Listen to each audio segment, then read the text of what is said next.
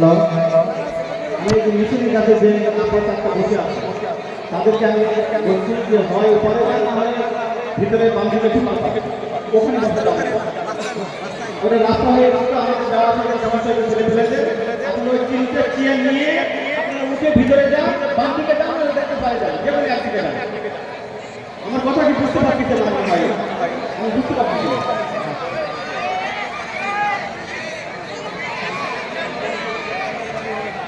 বললাম ওই পারে বসতে যারা স্থানীয় নেতৃত্ব চায়, যারা স্থানীয় নেতৃত্ব চায় তারা নাইদের কাছে যেতে পারে।